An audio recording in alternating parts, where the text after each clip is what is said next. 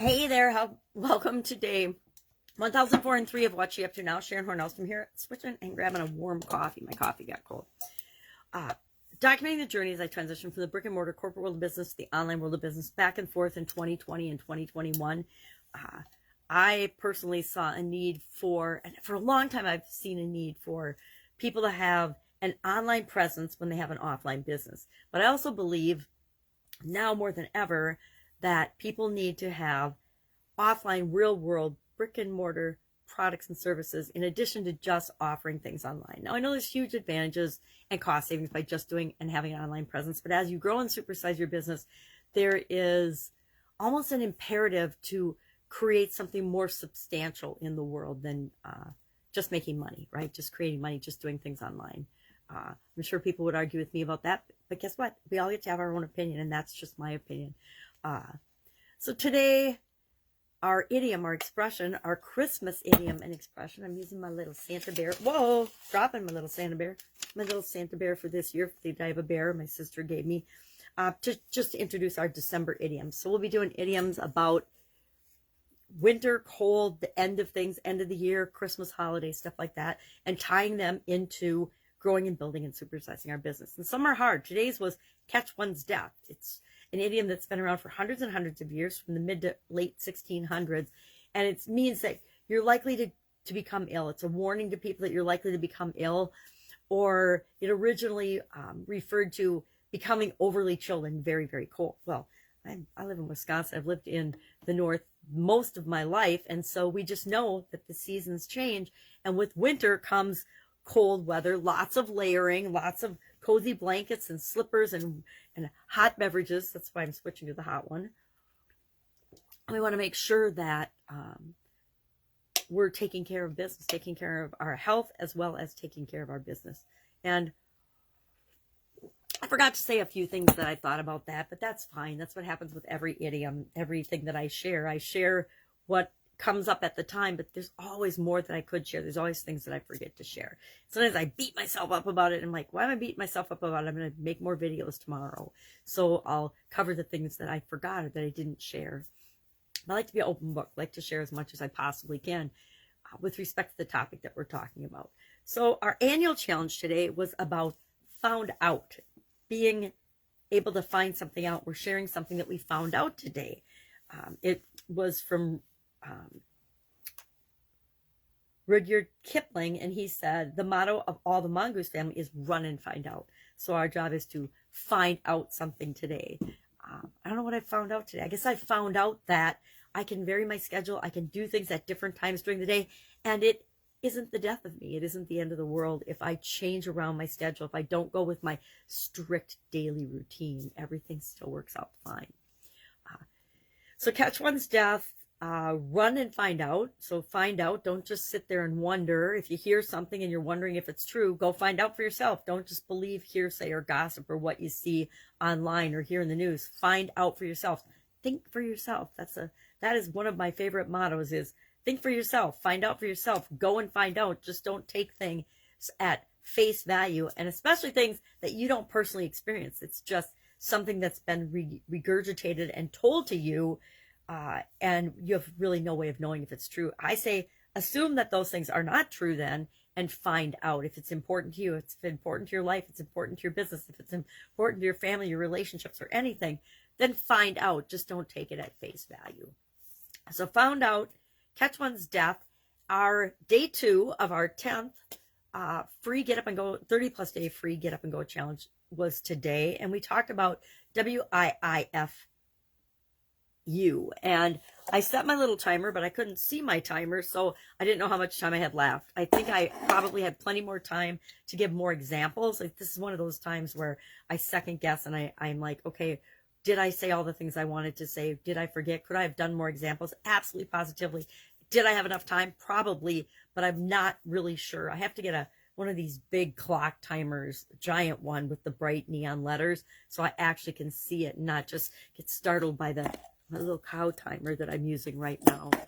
But I say we do what we can with what we've got right now, and then as we realize we need different things, we go get those things and we add them to what we're doing. And that's what I've done with this entire challenge. I add things as it becomes appropriate as it becomes necessary. As certain people have gone through the challenge with me over and over again, they're advancing like I am.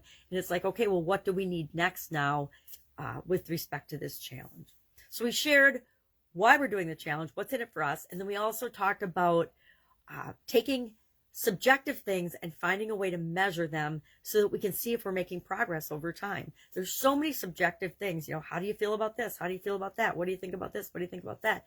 And it's just our opinion, but our opinion is all that matters. But if we're not measuring our opinion over time, we're not sure if we're moving toward what we want or away from what we want. So I share the concept of creating scales and measuring things that we normally don't measure. So for example, how do we feel about changes and challenges? What is our initial response and what is our level of resistance to changes and challenges? Because guess what? Changes are inevitable. Changes and challenges and obstacles and failures and frustration and setbacks and problems, they're inevitable, right? They're going to keep coming at us no matter what. Life will dish us out whatever it is that we need to learn.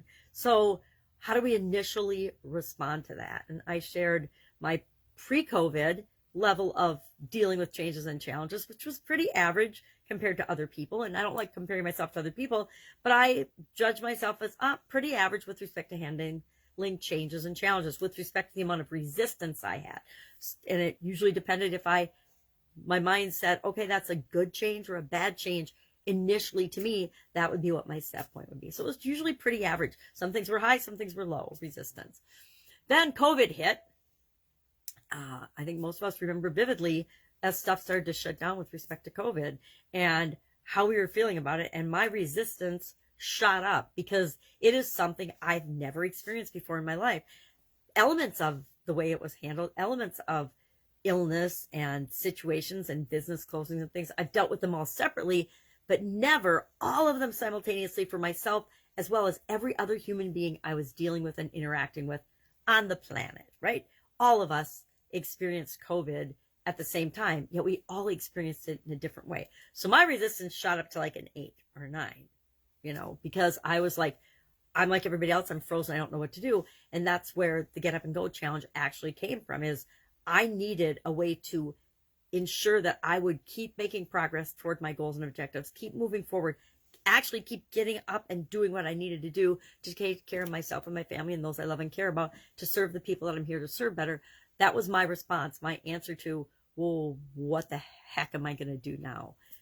Was to start doing a daily challenge, a Get Up and Go challenge, getting up and doing something, analyzing and figuring out, hey, my current process for handling with changes and challenges isn't awesome. It's not defined. It's not on purpose. It's just whatever happens. I need to change that. So coming out of what I needed to change to move forward and keep making progress, I created this challenge, and we've been doing it now. This is the 10th time. And so we're asking the question, what's in it for you to do this challenge? And I shared a couple of things about that. And then what's in it for me to do it, how I benefited, and asked people to say, okay, what's your resistance set point? Where are you right now, today, this instant, with respect to your resistance to changes and challenges? Because they're coming. They're always going to be coming. And the better we are, the more resilient we are, the less resistant, but not all the way down to zero, because we have a little safety buffer, right? We don't want to just go along with the flow of anything and everything that comes our way. We want to on a subconscious level, install the SOAP framework so that we're analyzing and going through it for each challenge and change that comes our way automatically. But we can still pull back and say, okay, wait a minute. This is such a big change and challenge, and it's so important. I've already gone through my subconscious automatically, but let's sit down and consciously apply the SOAP framework and say, how do we want this to go? How do we want to respond? What do we want to do? And we're going to go through it. I've literally gone through the SOAP framework hundreds and hundreds of times in the last, 10 challenges and beyond, but we are going to go through it at least 9 different areas and aspects of our life. And we're going to apply tools so that you'll have no question at the end of the challenge what to do. It will be installed in the SOAP framework will be installed in your subconscious, if you so choose. Of course, it's always up to you. And guaranteed better results, when applied correctly, when used correctly, It's just like anything else, it's got instructions, and that's part of why we do the 30-day challenge. So we can practice going through each of the different areas and aspects of your life where you could apply it. And there's more than that, depending on how you decide to break down your life and consider your life on a conscious level. I'm working with a group that actually breaks it down into 12 different categories. Some do 4s, you know, some do 6, some do 5. There's all kinds of different ones. I've done 7 for years and years and years until this past April. I started working in the areas of communication and confidence with a mentor and a coach. And so I was like, well, if I'm going to be learning and working on these areas, why would I not share them with the people I'm doing this challenge with? So in April of this year, April, August, and now October, April, August, October, and now December, we will be doing 9 areas and aspects of our life, not just 7. So you get 2 more examples of totally important foundational skills that you can apply the SOAP framework to on a subconscious or conscious level, or both simultaneously, to guarantee that you get better results after any change or challenge that you are affected by from now on. And that's part of the process. It's a transformational process. And could I teach it once in about a half an hour session? Sure. But would you get anything out of it? Would you actually use it? Would you know how to apply it? Would you have the chance to practice doing it in different areas and aspects of your life? No. And so there is incredible power in doing something, learning it, applying it over and over and over again, not in the same area, but in different areas of your life. And then you've got it forever. You own it. Think of learning to walk, or learning to crawl, or learning to ride a bike, or learning to drive. They're all things that we didn't get the first time we tried, right? We had to practice. We had to get better and better and better to get proficient at it. But now we've got that skill for the rest of our life. As long as you can see well enough to do it, you've got to do it. I haven't driven since I drove in 2018. Since 2018, I haven't driven. But I stopped driving because my eyes are terrible. They're bad, and I shouldn't have been on the road. Long before I was declared legally blind, I chose to stop driving because I didn't think it was safe. And you know, years ago, I stopped driving at night. I almost never drove at night.